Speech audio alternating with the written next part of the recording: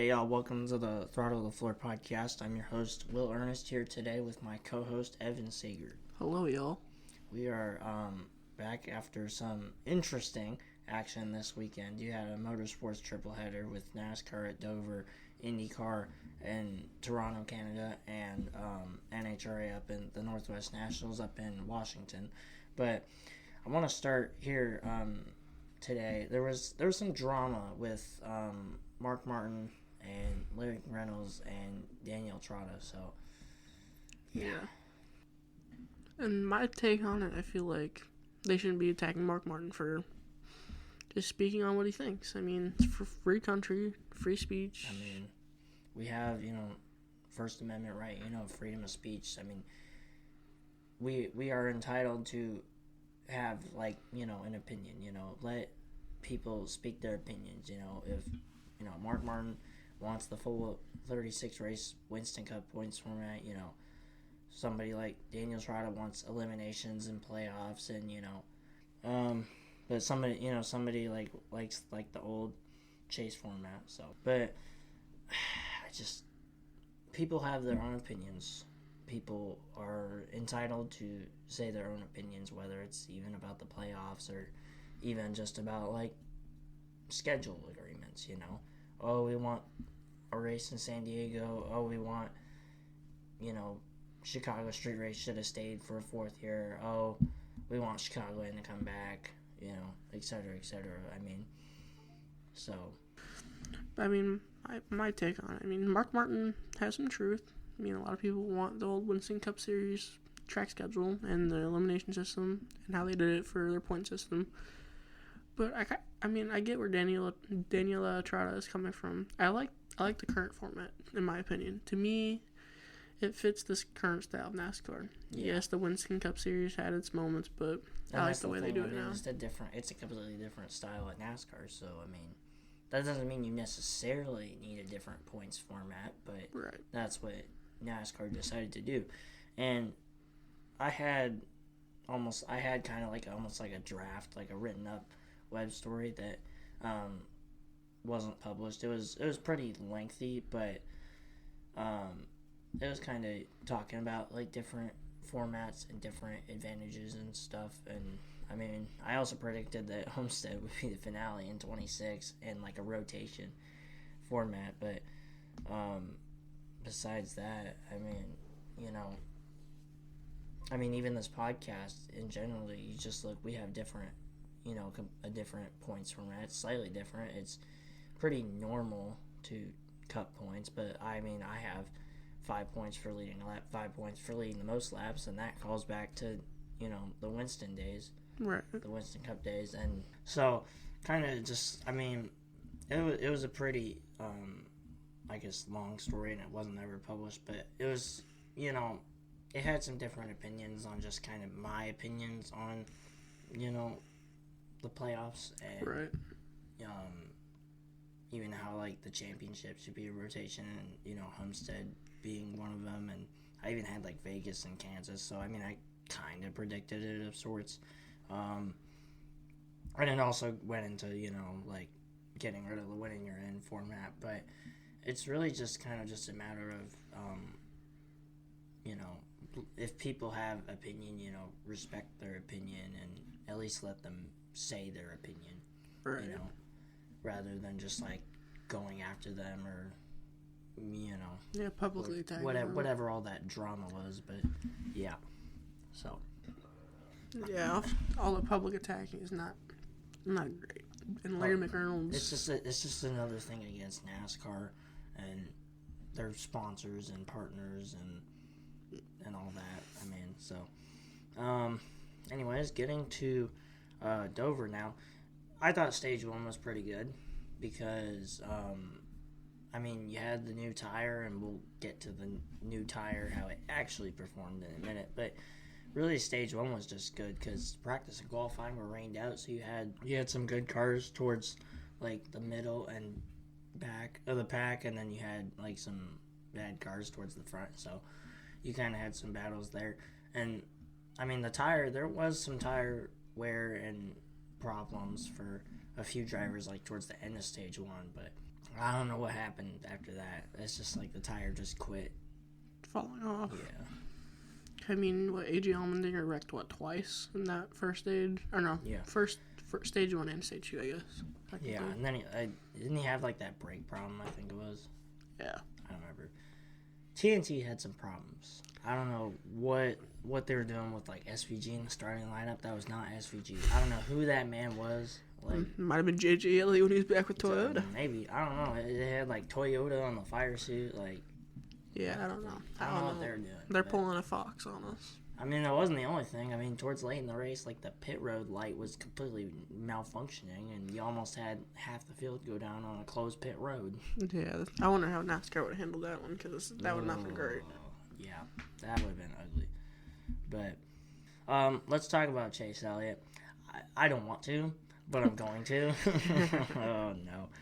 But as a Hamilton fan, he dominated the first probably 2/3 of this race, besides when he had his car drop off the jack and he had to battle back and get back to the lead. But he won stage 1, led 238 of the eventual 407 laps as the race went into double overtime. Wow, no way.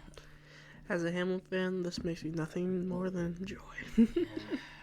Bell won stage 2, and he had a pretty good car, but he got caught up in a couple spins of pretty much his own doing, trying to battle for the lead at the start, at the start of stage 3, and then with just like a few laps to go. But I don't know, Bell was kind of an interesting case today. Yeah, I don't know. Bell, I mean, I think he just bottomed it out in the top of 3 and 4, but I don't know. The first spin he bottomed out in 3 and 4, but I think the second one was just hard racing. Yeah, hard racing and battling for the lead. I mean, he was battling for the lead both times, but. Second time he was inside lane, though. Yeah. So I don't know if he just got loose coming off the corner or what happened there, but... I don't know. As if the race didn't have enough, I guess, chaos and question marks, but, like, still somehow being, like, a mundane race at the same time. It started raining right after Ross Chastain brought up the caution with under 20 to go. And NASCAR, which I think they made a good decision by... red flagging the race and getting the track dry, which I wouldn't have blamed them if they would have called it, because it's something they probably would have done. But yeah, I mean, considering if there was any other rain behind that cell that went through the track, I think they would have called it. If there was any other rain or like any lightning, they would have called it right then and there. Yeah, but I mean, it was 5:30 Eastern time when it started raining. I mean, it was only like an hour red flag from with the rain and then track drying. I mean, they dried the track for longer than the rain actually lasted. Yeah, I mean, when it did rain, it rained pretty hard though. So I mean, it rained hard for like a minute, but I mean, it was just a quick, heavy rain shower, and then it was just drying the track. But I mean, props to NASCAR and the track crews, even though they put the trophy to the rain room and then they took it back out. Yeah, I was wondering. What's funny to me is when they first time started bringing the monster inside, they picked it up. Second time, they just drove it on the wagon, which I thought was really, really smart. Should have done that the first time. There was a comment on Twitter I thought was pretty funny. It's like, why don't you just give them some grapes and a fan while you're at it? But after double overtime and a tire that was brand new, no track time, no practice, no qualifying, no tire test, no nothing, rain, some crashes, some chaos, but still kind of mundane. Denny Hamlin wins the race, breaks the tie for most wins on the year with his 4th win of the year, 3rd win at Dover, and his 58th career win. He's also won 2 straight Dover races now. And Mr. Evan is pretty happy. I'm very happy. And I'm not very happy. Yeah. But, I mean, going back to the Chase Elliott incident, I mean, the call with that last caution was very interesting. God. Why don't you just go with 4 tires? You're already going to be 7th no matter where you're placed. Exactly. Like, you're already committed to going on pit road. And, it doesn't really change whether you take 2 or 4, so it just makes sense to take 4, 4 fresh tires. I don't understand that pit road call by Alan Gustafson. I don't know. I mean, it just reminds me of 2020 Coke 600. Yeah. Which sucks because not only Chase went on pit road at the end of that race for no reason, but Truex did the same thing. Yeah.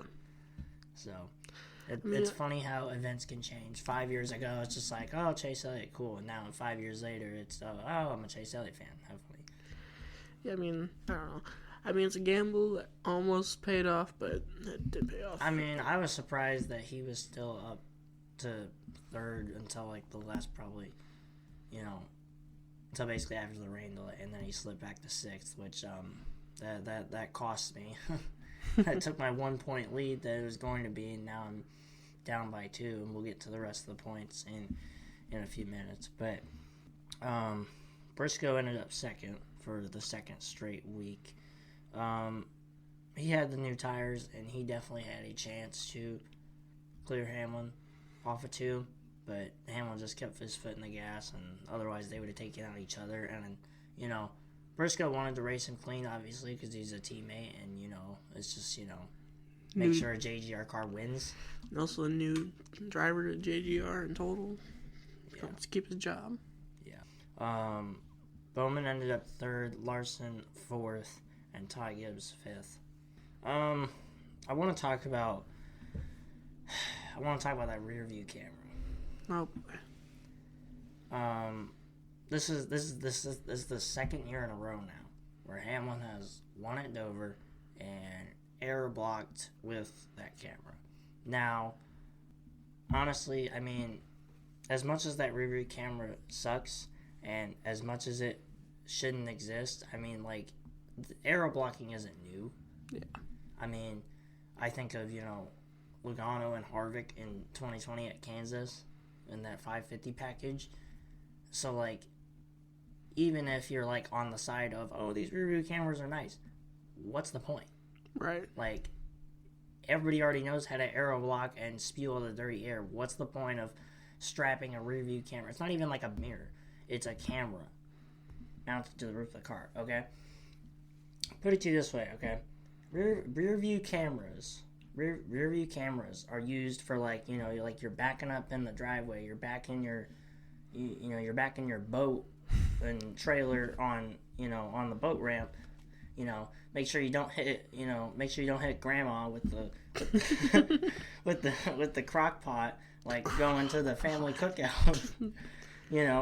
Not for arrow blocking and blocking everybody on 3 lanes, doing 85 miles an hour in a 70 zone on the interstate. Yeah. You get what I'm saying? Like, I get where you're coming from, obviously, as a Chase fan. Like, as a Hamlin fan, I'm okay with it. Well, of course you are, but, rear view cameras do not have the intention of swerving all over the interstate. They have the intention of so you don't hit anybody. And maybe they can use the rear view cameras on pit road somehow, instead of, on the track. But, I mean, what they could use them for, to avoid the Sonoma incident with Ty Gibbs and exactly. Keselowski. Exactly. Think of it this way. You turn into your pit box, you have a rear view camera on your side of mirror, or not mirror, but side of the car, and you can kind of look at it and see how close you are. And I wish there was a way you can turn, the only way you can turn it on through NASCAR themselves when you're going down pit road, and there's like a sensor. I don't know how that would work, but it's like how, like, with rear view cameras, like in a car, the only way you can turn it on is when you're in reverse. Okay, you're not driving in reverse down the interstate. Cars nowadays have a lot more technology. Well, yeah, you can have front view cameras, but you also have a mirror, but well, yeah, you already have mirrors, right? Like, and the Cup cars used to have mirrors, and everybody did just fine with arrow blocking with the mirrors. Trust me, they did just fine. That 550 package was pretty terrible, except at Chicago. But, like, what's the point of a rear view camera? Like, use the rear view camera, like, in another circumstance, like on pit road, to try and prevent, like, with Ty Gibbs and Brad Keselowski, not use it on the racetrack. Use a rear view camera in your driveway, not on the interstate. Use a rear view camera on pit road, not on the racetrack. Yeah. So, that's kind of my take on that. But in-season tournament finale is this weekend at Indianapolis. You got we know it's going to end in a tie, obviously. Ty Dillon and Ty Gibbs going for the $1 million. Who knows what happens? Imagine they both wreck. They're probably going to both wreck each other. Or it's going to be like, I don't know. 2021 Bristol Xfinity race where AJ Allmendinger got wrecked. I think it was 2021. I could be wrong. Yes. Yeah. Or it was 2020. It's one of those years. It was one of the odd years in Xfinity, but yeah, but I mean, it reminds me be of like 2025 Xfinity Spring Martinsville. Yeah, it reminds me almost of I'm trying to think of the word. Sonoma, when, for example, say if it was Ty Gibbs in front of Ty Dillon, wrecks him for the win. Which I can understand that coming from Ty Dillon especially. I mean, smaller team, obviously, so the money would actually help them more than, say, JGR. Yeah. We'll see. And that's the thing, too. I mean, the money's going to the owners, and it's like, you know, the owners got together and decided this, and it's like, you know, maybe it does more make financial sense, but why didn't we know about this before Atlanta? Yeah. Why are we just now knowing about this? Like, yeah, the finale for the inaugural in-season challenge. Or just keep it from the public. I mean, yeah, there's no coming back from that. Yeah, that makes no sense. I mean, did the drivers know about this? Like, has Ty Dillon known about it? I don't think so. I doubt it. Like, I think he was expecting to get you know, standing, you know, on, you know, victory lane or wherever at Indianapolis, and oh, looky here, I got my $1 million check because I won the in-season challenge. Here I go, you know, like the All-Star race, and it's like, no, that's not how it's going. I wonder if you can get, whoever wins the in-season challenge gets to kiss the bricks also. That'd be kind of fun. They only get to kiss in pit road. The bricks on pit road. Something, but it really shouldn't go to the owners. You know, it should be like just like, or at least if it does go to the owners, like, you know, make sure they use it right. Keep it from the public and just like hand whoever wins it like $1 million check, like it's the All-Star. And speaking of the All-Star, why is the All-Star still $1 million? It's been unchanged for 40 years now. Like, it should be at least a few million or 5 million. You know, like, considering this new in-season challenge is only $1 million. I mean, the All-Star race should be probably 4 to 10 million. I mean, think how much money they make from TV revenue deals and all that stuff. I mean, think how much money has just been, you know, how much like money is gone, you know, expanded with inflation and all that in just 40 years. I mean, and you know, even ever since, you know, 2001 when that massive TV deal was signed, you know, it used to be that TV deals were negotiated like track to track, race to race, you know, and now we have actual TV contracts that brings in tons of money. You know, sponsor money's more. The charter system exists, which that's separate money that didn't used to exist back in 1985 when the Winston was created, which of course is the modern day All-Star race. Like, but it's still, you know, $1 million. Right. So, also I think it needs to go back to Charlotte. But I mean, I kind of like that they're kind of rotating new old tracks. Like, I mean, I like that, but I think if they were to commit to the rotation, I think it should be just a rotation. Our picks at Dover. You picked Hamlin. Did Hamlin have the best car? No.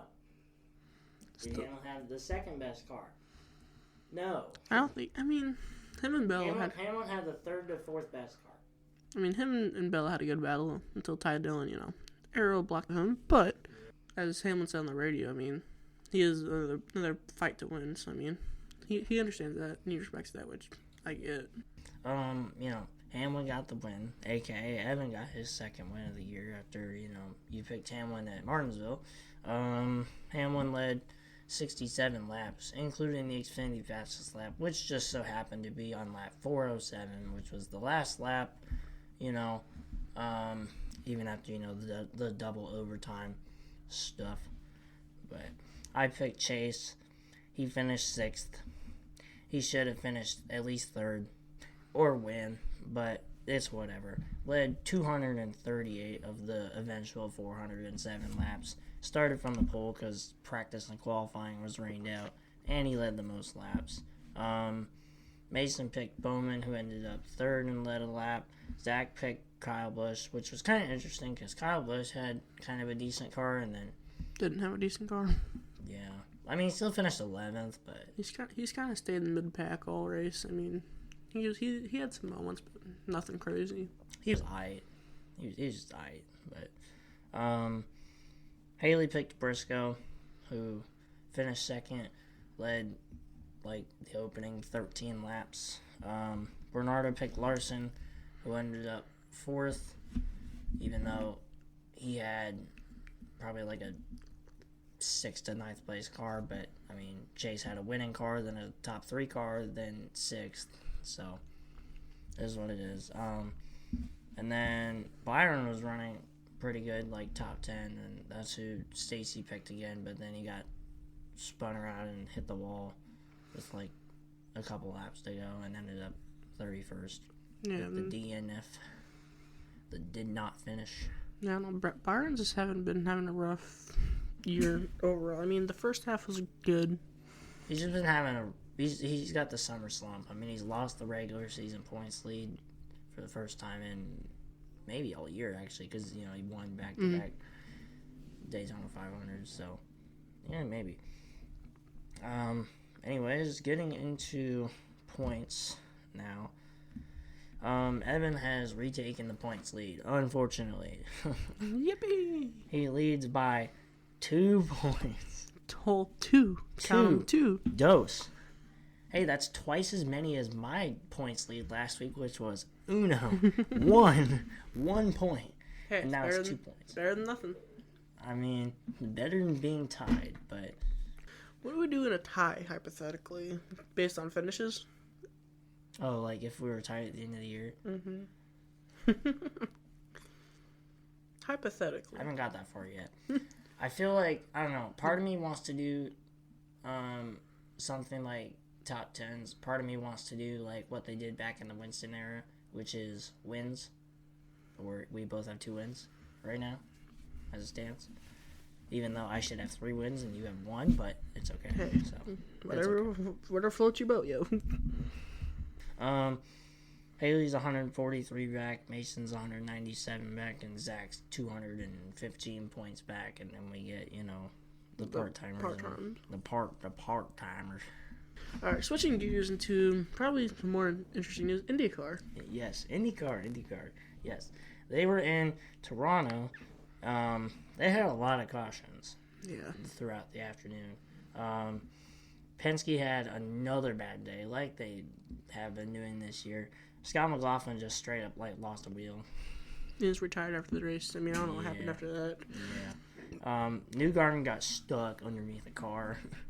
I mean, that was pretty cool to watch. I'm not gonna lie to you. I don't know what it is with these street races. Like, it's like there's some good ones, like Nashville. I like Nashville.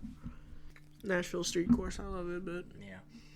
I don't know, it's like the street courses, it's like somehow you just end up, it's like you think it's just a tight space, and it's just like somehow cars go up or in directions that you didn't think could exist with such a tight space. Pretty much, yeah.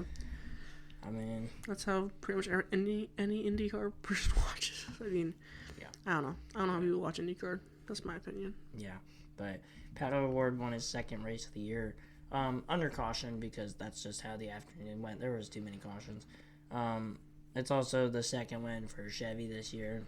The rest of them have been won by Honda, because Honda keeps dominating. Honda doing Honda things. Yeah. Rinus VeeKay was 2nd, and Kiffin Simpson was 3rd. IndyCar's only down to 4 races left now on the entire season. So it's crazy how much shorter their season is. Yeah, it only runs from early March to late August, and even then, the first like 2 months of the year, they only run like 2 races. I think it's more like 4. 3 or 4 races, but yeah, it starts with Laguna Seca next week. Getting into NHRA, they are back after pretty long absence, almost a month that they've been off, but they're in kind of their own mini West Coast swing. They had the Northwest Nationals this week, and then they got their turn at Sonoma next week. But there was a lot of speed records. Yeah. Most notably, Brittany Force and Top Fuel set the straight up just speed record. I mean, literally, the record-breaking run. 341.85 miles an hour. That's so wild to me. I mean, it broke the record from last year at the NHRA finals in Pomona, where Austin Prock went 341.68 miles per hour in funny car.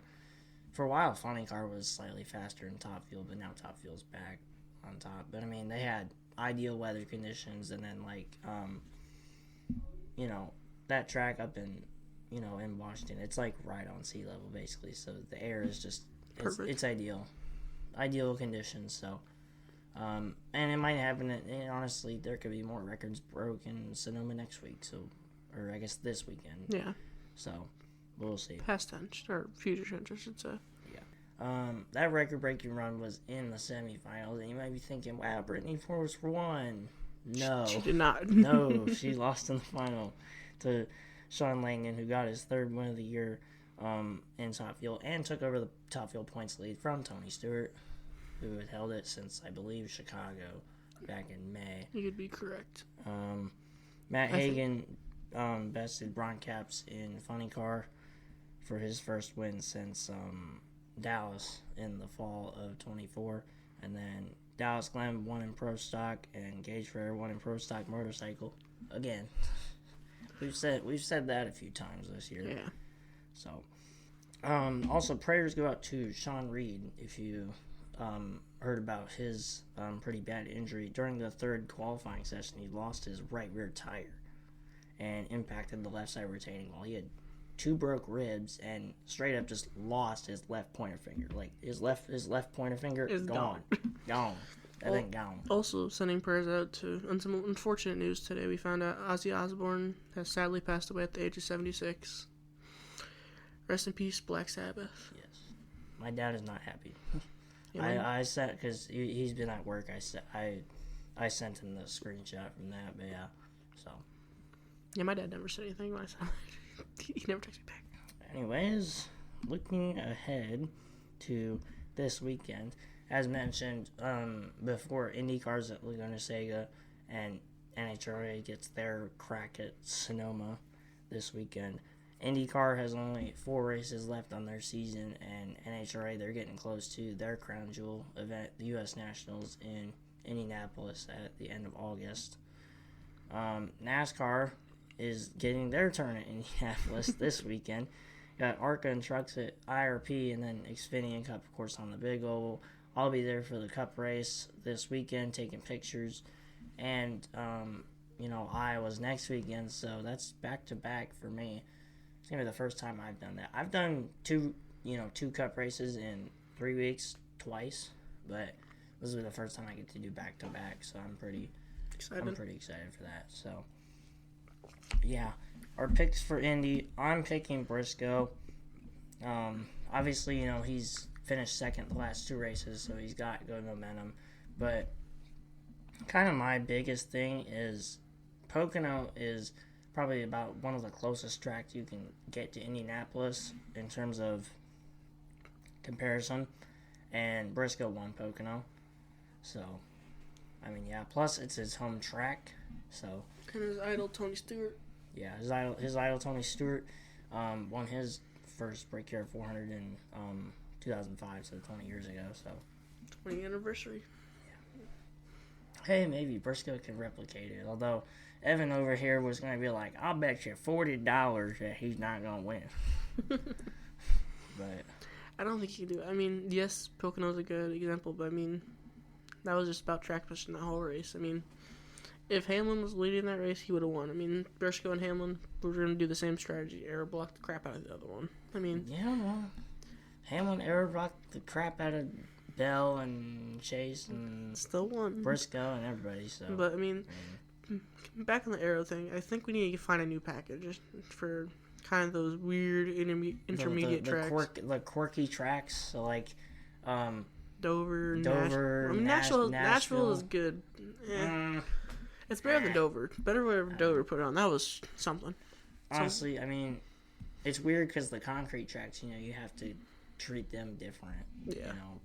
It's different service, different mentality. We mentioned this, last week when we were previewing for Dover, and that's just how it ended up. But I feel like, just a collection of, like, Dover, Nashville, Bristol, the 3 concrete tracks, and then just add in, like, your quirky tracks like Pocono, Indy. I mean, Auto Club, but that's no longer. I wish we had Auto Club still. Speaking of Auto Club, I'm never going to come back with that short track, I don't think. Especially since they're going to San Diego, confirmed. Oh, yeah.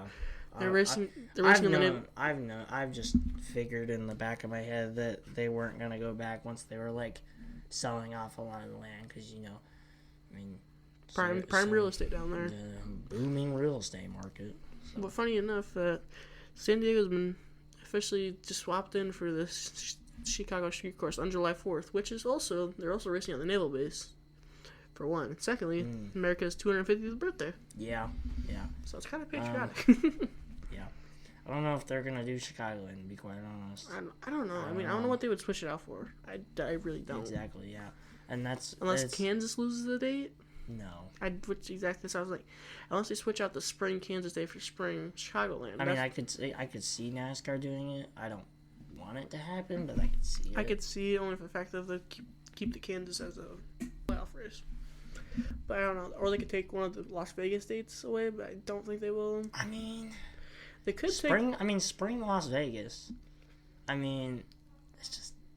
Or they take away the spring Phoenix. No, because they already said they were going to have 2 dates, including a prominent date in the round of 8 for Phoenix. AKA probably cutoff race. No, they're going to put it back to where it was like back in like 2019 or something and put it in the middle race, the round of 8. They're put it in that middle race because they're not going to move Martinsville from the cutoff. They're not going to move that. They shouldn't move that. They shouldn't move that. The playoff race of Martinsville cutoff for the championship. They should not move that. That's cinema. They only had one race at Las Vegas, and it was in the springtime, all the way up from when the first race first Cup race at Vegas was in 98, all the way until, 2018 when they added the playoff race. And or they take away the Mexico City date. They could because, if you really think about it, they hyped a lot of it up, obviously, because of Daniel Suarez, and, he's probably not going to have a decent cup ride next year. He might not even have a cup ride. If anything, might could work race for WHR, but who knows with that charter system? That's going to be in the next episode because that's whole entire. We need a special episode just for the lawsuit stuff. Yes, just like special lawsuit episode, just breaking it all down. Because it's a lot. Here's what's happened. Here's what's already been covered prior to this, and here's what I've covered, and in my web stories and what you've contributed to because I've interviewed you for that as well, and what we think's going to happen.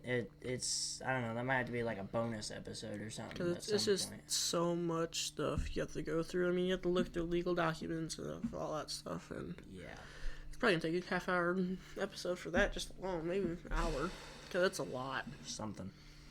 It's a lot of legal talk. Mm-hmm. A lot of big words. Wow.